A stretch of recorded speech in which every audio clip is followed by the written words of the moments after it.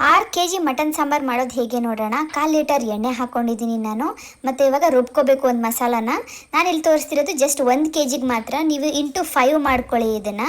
ಇಲ್ಲಿ ಎಷ್ಟು ಸಾಮಗ್ರಿ ಕಾಣಿಸ್ತಿದೆ ಇದಕ್ಕಿಂತ ನೀವು ಇಂಟು 5 ಮಾಡ್ಕೊಬೇಕು ಇದನ್ನು. ಸೊ ಇದನ್ನೆಲ್ಲ ರುಬ್ಕೊಬೇಕು. ರುಬ್ಕೊಂಡಾಗ ಈ ಥರ ಗ್ರೀನ್ ಮಿಕ್ಸ್ಚರ್ ಆಗುತ್ತೆ. ಇದನ್ನು ಎಣ್ಣೆನಲ್ಲಿ ಕಾದಿರೋ ಎಣ್ಣೆನಲ್ಲಿ ಹಾಕ್ಕೊಬೇಕು. ಹಸಿ ಸ್ಮೆಲ್ಲೆಲ್ಲ ಹೋಗೋವರೆಗೂ ಇದನ್ನು ನಾವು ಮಿಕ್ಸ್ ಮಾಡಿಕೊಂಡು ಆಮೇಲೆ ಅರಿಶಿನ ಪುಡಿ ಹಾಕ್ಕೊಂಡಿದ್ದೀನಿ. ಮಟನ್ನ ಚೆನ್ನಾಗಿ ತೊಳ್ಕೊಂಡು ಇದನ್ನು ಸ್ವಲ್ಪ ನೀರೆಲ್ಲ ಸೋಸ್ಕೊಂಡು ಹಾಕ್ಕೋಬೇಕು, ಆವಾಗ ಚೆನ್ನಾಗಾಗುತ್ತೆ, ಇಲ್ಲಾಂದರೆ ನೀರು ಆಗಿಬಿಡುತ್ತೆ. ಸೊ ಇದನ್ನು ಹಾಕ್ಕೊಂಡಿದ್ದೀನಿ. ಮಟನ್ನ ಚೆನ್ನಾಗಿ ಮಿಕ್ಸ್ ಮಾಡ್ಕೋಬೇಕು ಗ್ರೀನ್ ಮಿಕ್ಸ್ಚರ್ ಜೊತೆಗೆ.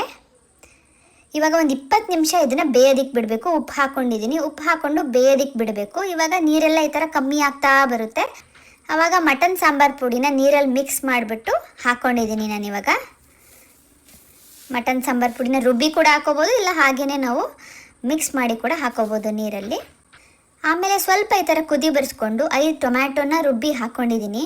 ಮತ್ತು ತೆಂಗಿನಕಾಯಿನ ರುಬ್ಬಿಟ್ಟು ರಸ ತೆಗೆದು ಹಾಕ್ತಿರೋದು, ತೆಂಗಿನಕಾಯಿ ಹಾಲು ಹಾಕಿರೋದು. ಇವಾಗ ನಾನು ಆಲ್ಮೋಸ್ಟ್ 1.5 ಇಂದ 2 ತೆಂಗಿನಕಾಯಿ ಹಾಕ್ಕೊಂಡಿದ್ದೀನಿ. ಈ ಥರ ಮಾಡಿದ್ರೆ ತುಂಬ ಚೆನ್ನಾಗಿ ಬರುತ್ತೆ. ಇವಾಗ ಕುದಿಸ್ಬಿಟ್ಟು ಆಮೇಲೆ ಮುದ್ದೆ ಮತ್ತು ರೈಸ್ ಜೊತೆಗೆ ನಾವು ಇದನ್ನು ಟೇಸ್ಟ್ ಮಾಡಿದ್ರೆ ಸಕ್ಕತ್ತಾಗಿರುತ್ತೆ ಟೇಸ್ಟು. ನೀವು ಕೂಡ ಟ್ರೈ ಮಾಡಿಬಿಟ್ಟು ಹೇಗೆ ಬಂತು